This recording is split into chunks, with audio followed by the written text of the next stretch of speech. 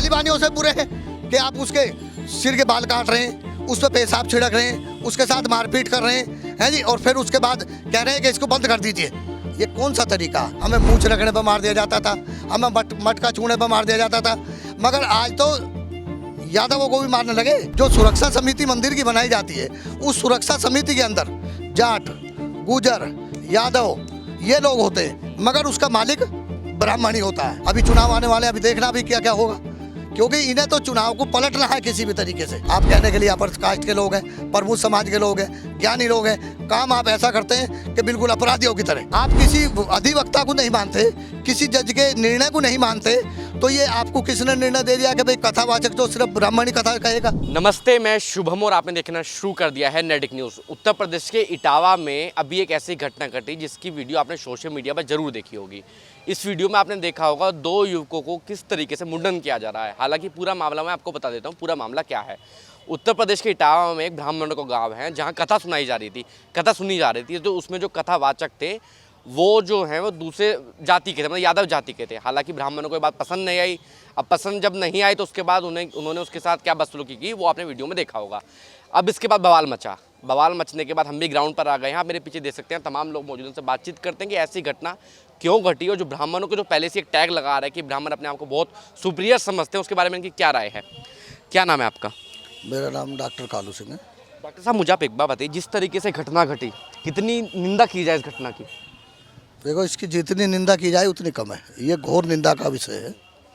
मगर एक बात है कि जो कथावाचक थे, जो कथा कहने वाले थे, वो पंडित जी के साथ वो यादव जी भी थे। तो जो प्रबुद्ध समाज है, जो ब्राह्मण समाज है, जो अपर कास्ट के जो लोग हैं, क्या उनका आधिपत्य हो गया है कि वही कथा कहेंगे? दूसरा आदमी जो पढ़ा लिखा है, जो उसकी क्वालिफिकेशन है, जो वो उसके हिसाब से बोल भी नहीं सकता। ये एक घोर निंदा का विषय है। और ये इस बात को दर्शाता है कि अब जो उत्तर प्रदेश में जो सत्ता के नशे में जो लोग इस तरह के कृतज्ञ कर रहे हैं, वो लोग जानबूझ के कर रहे हैं। क्योंकि जो मंदिर की समिति होती है, जो सुरक्षा समिति मंदिर की बनाई जाती है, उस सुरक्षा समिति के अंदर जाट, गुजर, यादव ये लोग होते हैं, मगर उसका मालिक ब्राह्मण ही होता है। क्योंकि ब्राह्मण को सर्वोपरि रखा गया है। अब अगर वो सर्वोपरि है, उसको इन्होंने अपना गुरु मान लिया है, तो गुरु तो शिष्य को दंड दे ही सकता है, मगर उस दंड का कोई तरीका होना चाहिए। ये कोई तरीका नहीं है कि एक कथावाचक को आप बुलाएंगे। वो पाठक जी के साथ गए थे, तो पाठक जी के साथ गए, उसके बाल काटे गए, उस पर एक स्त्री का पेशाब करके पेशाब छिड़का गया, उसको तमाम तरह की यातनाएं दी गई। उसके बावजूद भी आज तक जो वो लोग हैं उनको पकड़कर जेल में डाल दिया गया, अरेस्ट कर लिया गया। मगर अरेस्ट करने से उनका कृतज्ञ ख़त्म नहीं हो गया। ये एक तरह का टेलर है। अब से पहले इस टेलर में हम लोग बहुत वंचित रहे हैं। जैसे दलित समाज के लोगों पर टेलर किया जाता था, बारातें नहीं चढ़नी दी जाती थी, हमें मूंछ रखने पर मार दिया जाता था, हमें मटका छूने पर मार दिया जाता था। मगर आज तो यादवों को भी मारने लगे। जो लोग लठैत माने जाते हैं, जो अपने आप में मजबूत माने जाते हैं, जो अपने संपत्ति से भी मजबूत हैं, सब चीज़ से मजबूत है, उनके साथ भी ये हाल हो रहा है। तो अब ये बताइए कि माननीय मुख्यमंत्री साहब योगी आदित्यनाथ जी, आपके क्षेत्र में ये हो क्या रहा है? यहाँ कानून का राज है कहाँ? कौन कहता है कि कानून है इस देश के अंदर? अगर कानून होती तो मान लीजिए हम कह रहे हैं कि उनसे कथा नहीं कहलवानी थी आपको, आप उनसे मना कर सकते थे कि हम आपसे कथा नहीं कहलवाए जाएंगे। आप कौन है सुप्रीम? आप सुप्रीम कोर्ट भी आप ही हैं, जज भी आप ही हैं, दंड देने वाले भी आप ही हैं, अपराधी भी आप ही हैं, मुख्यमंत्री के लेवल के भी आप ही अपने आप को समझते हैं। तो ये कब तक चलेगा देश के अंदर? आज तक तो हम पीड़ित थे, हम झेलते आ रहे थे। भैया अब आपका नंबर है। इसके आगे अब आप देखिए अगली पंक्ति में किसका नंबर है, ये भी बहुत जल्दी खुलने वाला है। शंकराचार्य, आपने सुना होगा शंकराचार्य का बयान। शंकराचार्य कह रहे हैं जी, जो कथा कहने का जो एक कर्तव्य है वो सिर्फ ब्राह्मण को निभाना चाहिए और कोई जाति कथा नहीं कह सकती है। ये शंकराचार्य कह रहे हैं हमारे देश के। जब शंकराचार्य जी ये कह रहे हैं कि कथा और कोई नहीं कह सकता, तो शंकराचार्य से ये भी पूछा जाए कि जब सब निर्णय आप ही कर सकते हैं, तो आप राम मंदिर का निर्णय लेकर सुप्रीम कोर्ट क्यों गए थे?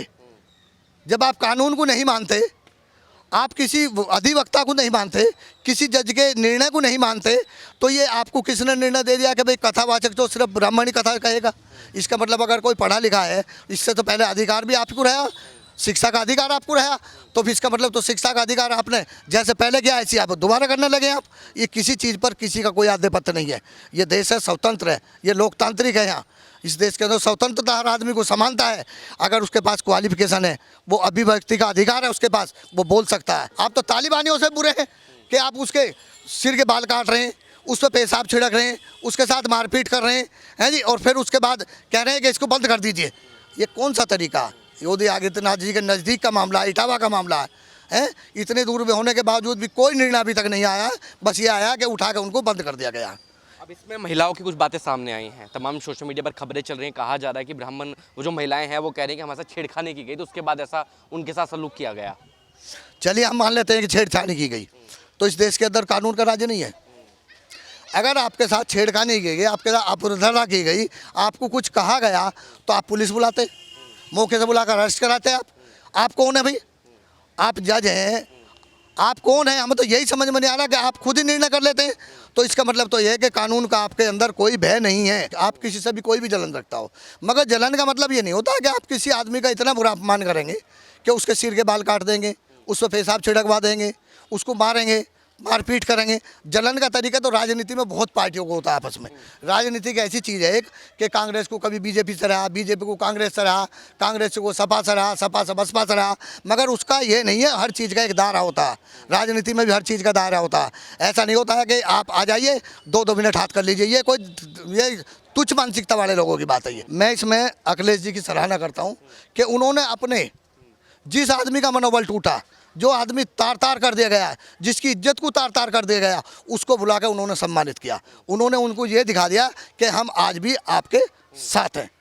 तो इस तरीके का अगर कोई राजनीतिक में द्वेष भावना होती है, तो उस द्वेष भावना को इस तरीके से नहीं निकाला जाता। इससे पहले माननीय मुख्यमंत्री जी बने जब अखिलेश योगी आदित्यनाथ जी, उन्होंने कुर्सी धुलवाई। कुर्सी धुलने के बाद सारे आवास को पवित्र करा गया। तो अब तो ये है ना कि इनको ये देखना चाहिए। एक वाक्य मंदिर वाला भी, अखिलेश जो मंदिर गए थे, उसके कपाट बंद कर दिए गए थे, उसको धुलवा दिया गया था मैनपुरी के अंदर। अब ये कर दिया गया। अब से पहले तो शूद्रों को रोका जाता था कि आप मंदिर में प्रवेश नहीं करेंगे, अब यादवों को भी रोका जा रहा। तो इससे तो साफ जाहिर है कि यादव जी भी हैं, वो भी शूद्र हैं। जो इस तरीके के जो कार्य किए जाएंगे, उनसे मानसिकता रुकेगी नहीं, उनसे तो एक द्वेष भावना बढ़ेगी। अगर आप मेरे साथ मेरा अनादर करते हैं, तो मेरे अंदर आपके प्रति द्वेष भावना बढ़ जाएगी। अगर आप मुझको बैठा के समझाते हैं, कुछ कहते हैं, तो उस द्वेष भावना का कुछ अंत हो सकता है। मगर इनके तो एक एक परत ये हर बार खोलते जा रहे हैं। अभी तो ये एक नया तरीका, अभी चुनाव आने वाले हैं, अभी देखना भी क्या क्या होगा, क्योंकि इन्हें तो चुनाव को पलटना है किसी भी तरीके से। इसको ये दिखा देना कि किसी ना मुस्लिम बनाम कर दीजिए, यादव बनाम कर दीजिए, दलित बनाम कर दीजिए, शूद्रों का बंद कर दीजिए। इस तरीके की इनकी भावना है। इस भावना से जो इनकी भावना, वो इन्हीं पर उल्टी पड़ने वाली है। क्योंकि अब जो लोग हैं, समझने वाले लोग हैं, वो कथावाचक ऐसे नहीं थे कि वो उन्होंने कथा आज ही जाके गाई होगी। कथा किसी ने पहले भी सुनी होगी उनसे, कथा के बारे में पहले भी बात हुई होगी उनसे। ऐसा तो नहीं कि वे एक LKG के बच्चे उठ के गए और इमला पढ़ना उन्होंने शुरू कर दिया। भाई आप लोगों ने बुलाया, सम्मान से बुलाया, तो आप उन्हें बुलाते ही नहीं, और बुलाने के बाद आप उनका अपमान कर रहे हैं। तो इससे घिनौनी हरकत तो कुछ हो नहीं सकती। आप कहने के लिए अपर कास्ट के लोग हैं, प्रमुख समाज के लोग हैं, ज्ञानी लोग हैं, काम आप ऐसा करते हैं कि बिल्कुल अपराधियों की तरह। इस मामले में तो जितनी भी इनकी घोर निंदा की जाए उतनी कम है। आप देख रहे हैं नेट्रिक न्यूज, साहस सच कहने का।